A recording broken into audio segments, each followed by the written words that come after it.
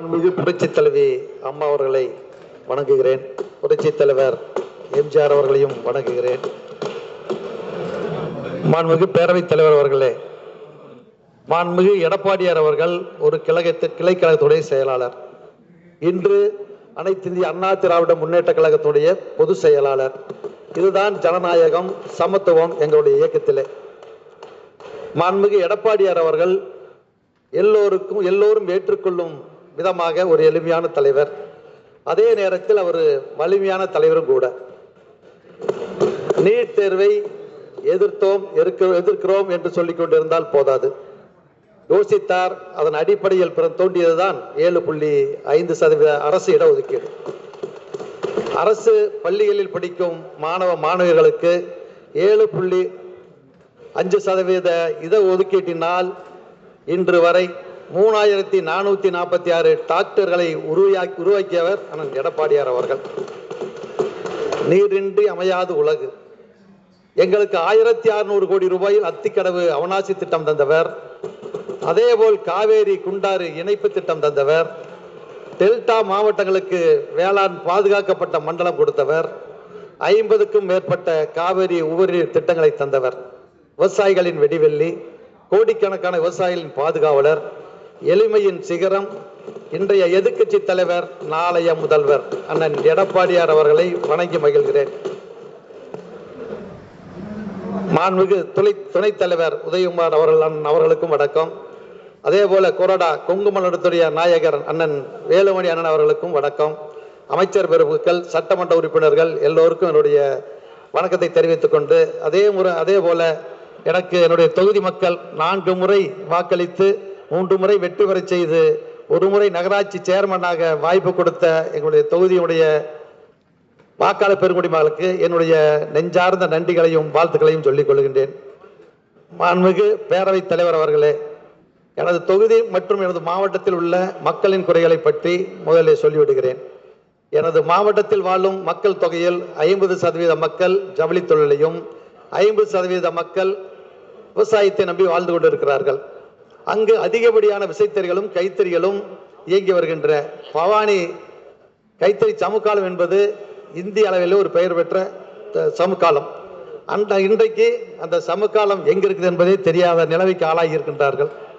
மாண்புமிகு அம்மா அவருடைய ஆட்சி காலத்தில் கைத்தறிக்கு 200 யூனிட் மின்சாரமும் விசைத்தறிக்கு 750 யூனிட் மின்சாரமும் இலவசமாக வழங்கி அதற்கு மேல் பயன்படுத்துகின்ற மின்சாரத்திற்கு குறைந்த விலையில் மின்சாரம் வழங்கியும் பல சலுகைகளை செய்தும் தொழில் சிறப்பாக நடைபெற உதவி செய்தார்கள். ஆனால் இன்றைக்கு நிலைமை வேறாக உள்ளது. உங்களுடைய தேர்தல் அறிக்கை எண் 138 150 வரை 13 தேர்தல் வாக்குறுதிகளும் நெசவு தொழில் செய்வதற்கு ஏற்றவாறு பல சலுகைகளை அறிவித்துள்ளீர்கள். ஆனால் இன்று அதன் நிலைமை வேறாக இருக்கின்றது. இன்றைக்கு மின்சார கட்டணம் மிகவும் அதிகமாக உயர்ந்திருக்கின்றது.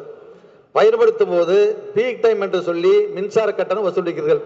ஒரே மீட்டரு, அது எப்படி பீக் டைம்ல எப்படி கணக்கெடுக்கிறாங்க எங்களுக்கே தெரிய மாட்டேங்குது. அதிகாரிகள் யாரை கேட்டாலும் சொல்ல மாட்டேங்கிறாங்க. அதனால பீக் டைம் என்று சொல்லி அளவில்லாத 50% உயர்வு மின் கட்டணம் வசூலிக்கிறாங்க. அதே போல ஈரோடு மாநகராட்சி மற்றும் பவானி நகராட்சி பகுதிகளில் 150% கட்டட வரி உயர்ந்திருக்கின்றது. உதாரணமாக சொன்னால், எனக்கு தெரிஞ்ச ஒரு குடோன் இருக்கு, அதுக்கு 5000 ரூபாய் முதல்ல கட்டிட்டு இருந்தா கட்டட வரி, இன்னைக்கு 15000 ரூபாய் போட்டிருக்காங்க.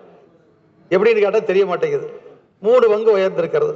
ஆனால் இந்த கட்டடி வரி மிகவும் அதிகமாக உயர்ந்த காரணத்தினால் இன்றைக்கு அதுபோல் குப்பைக்கு வரி, காலி இடத்துக்கு வரி என்று மேலும் மேலும் வரிகளை போட்டதன் காரணமாக தொழில் இன்றைக்கு முழுவதும் நலிவடைந்து விட்டது. பிரச்சனை வந்து கொண்டிருக்கின்றது. நான் அமைச்சராக இருக்கின்ற போது அந்த பிரச்சனை இல்லாமல் ஒரு ஸ்ட்ரைக் எதுவுமே இல்லாமல் நல்லபடியாக அந்த தொழில்பேட்டை நடந்துட்டு இருந்தது. அதே மாதிரி இன்றைக்கும் அந்த தொழில்பேட்டையில் எந்த குறையும் இல்லாமல் அதை பார்த்துக் கொள்ள வேண்டும் என்று அன்போடு கேட்டுக்கொள்கிறேன். இறுதியாக என்னுடைய மாண்புமிகு நகராட்சித்துறை அமைச்சருக்கு ஒரு அன்பான வேண்டுகோள். இன்னைக்கு ஈரோடு மாவட்டம் பெருந்துறை பேரூராட்சி நகராட்சியை உயர்த்தி இருக்கிறார்கள். அதிலே கருமாடி செல்லிவாளையம் என்ற பேரூராட்சி 2ம் இணைந்திருக்கின்றது. தமிழ்நாட்டில் உள்ள 13 நகராட்சிகள் உருவாக்கப்பட்டதில் ஈரோடு பெருந்துறை சட்டமன்ற தொகுதிக்கு உட்பட்ட பெருந்துறை பேரூராட்சி நகராட்சியை உயர்த்தி இருக்கிறார்கள், அறிவிக்கப்பட்டது. அதனை ஒட்டியுள்ள கருமாடி செல்லிவாளையம் பேரூராட்சி ஈரோடு அரசு பேரூராட்சியில் ஈரோடு அரசு மருத்துவக் கல்லூரி மருத்துவமனை, வருவாய் வட்டாட்சியர் அலுவலகம், காவல்துறை கண்காணிப்பாளர் அலுவலகம், காவல் நிலைய மகளிர் காவல் நிலையம், ஒருங்கிணைந்த நீதிமன்றம், வட்டார போக்குவரத்து அலுவலகம், போக்குவரத்து காவல் நிலைய அளவு என்று அனைத்து துறைகளும் அந்த கருமாடி செல்லிபாளையம் பேரூராட்சியிலே இருக்கின்ற காரணத்தினாலே அந்த கருமாடி செல்லிபாளையம் பேரூராட்சி ரெண்டும் முன்னோடு இணைந்திருக்கின்ற காரணத்தினாலே அந்த கருமாடி செல்லிபாளையம் பேரூராட்சி பெருந்துறை நகராட்சியோடு நீங்கள் சேர்த்துக் கொள்ளும் என்ற அன்போடு மாண்புமிகு பேரவைத் தலைவர்களே, இந்த பெருந்துறை நகராட்சியோடு கருமாடி செல்லிபாளையம் நகராட்சி இணைத்தால் தான் எல்லா அலுவலகம் சரியாக தங்களிடம் கொடுத்து இதை தங்களிடம் இந்த மனுவை கொடுத்து விடுகின்றேன். நீங்கள் நகராட்சி அமைச்சரிடத்தில் கொடுத்து இதை செய்ய வேண்டும் என்று கேட்டு விடைபெறுகிறேன். நன்றி, வணக்கம். பிற்படுத்தப்பட்டோர் மற்றும் சிறுபான்மையர் தங்கி படிக்கும் அரசு விடுதிகளில் நல்ல பராமரிப்பில்லை என்றும் கூறுகிறார்கள். குறிப்பாக சொல்ல வேண்டும் என்று சொன்னால், நீலகிரி மாவட்டத்தில் உள்ள அனைத்து விடுதிகளிலும் இன்றைக்கு மாணவியர்கள் படித்து வருகிறார்கள். பல்லாயிரக்கணக்கான மாணவர்கள் படித்து வருகிறார்கள். அவர்களுக்கு குளிர் பிரதேசமாக இருக்கின்ற காரணத்தினாலே குடிப்பதற்கு சரியான சுடுதண்ணீர் கிடைப்பதில்லை என்றும், இயந்திரங்கள் எல்லாம் பழுதாக இருக்கிறது என்று சொல்கிறார்கள்.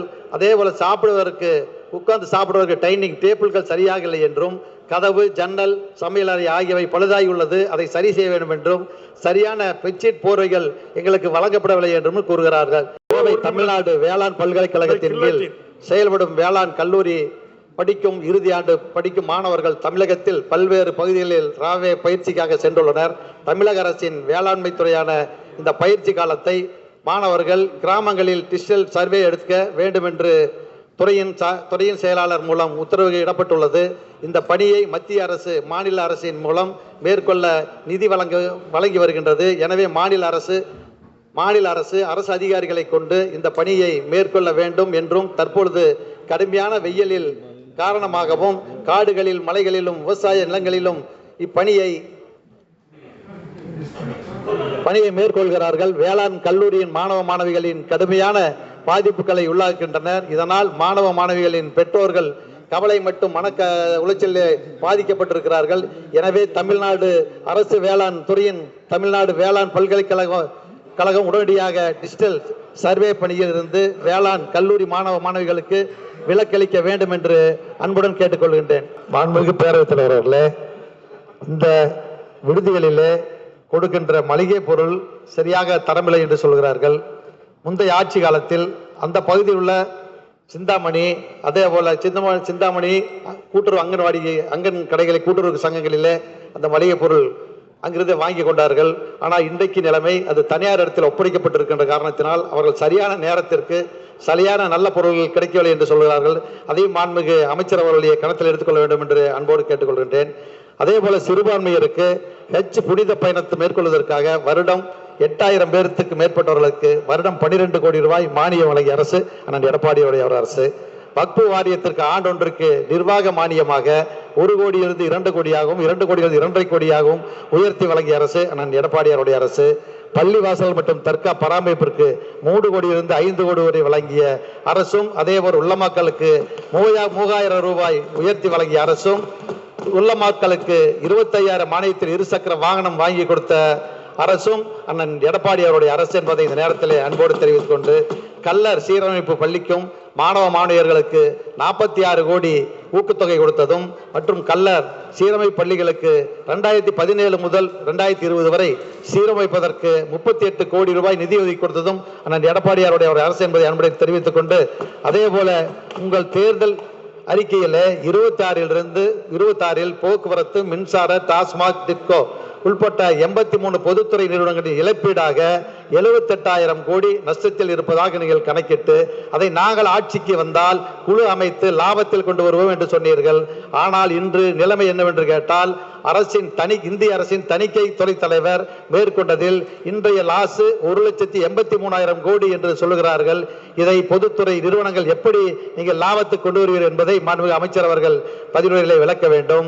அதே போல இலங்கை தமிழர்கள் கல்வி உதவித்தொகைக்காக 650 இருந்து 4,700 ரூபாய் உயர்த்தி தாயகம் திரும்பும் தமிழர்களுக்கு சூரிய மின்வசதியுடன் கூடிய பல்லாயிரம் வீடுகள் கட்டி கொடுத்தும் எடப்பாடியார் அவர்கள் இலங்கையில் வாழும் இந்திய வம்சவழி தமிழ்நாட்டில் பல இடங்களில் வாழ்ந்து வருகின்றனர். இவர் சிலருக்கு எந்த ஆவணமும் இல்லை, இருப்பதற்கு ஆவணம் இல்லாமல் அனுமதி இல்லாமல் வாழ்ந்து கொண்டிருக்கிறார்கள். அவர்களுக்கு எந்தவித இடையூறும் இல்லாமல் தமிழ்நாட்டில் வாழ வழிவகை செய்ய வேண்டும் என்று அன்போடு கேட்டுக்கொள்கின்றேன். அதே போல கிறிஸ்தவ மக்கள் வருடா வருடம் ஜெருசலம் பயணம் மேற்கொள்வதற்கு 4000க்கும் மேற்பட்டவர்களுக்கு 20,000 37,000 உயர்த்தி கொடுத்தவரும் அண்ணன் எடப்பாடியார் அவர்கள்.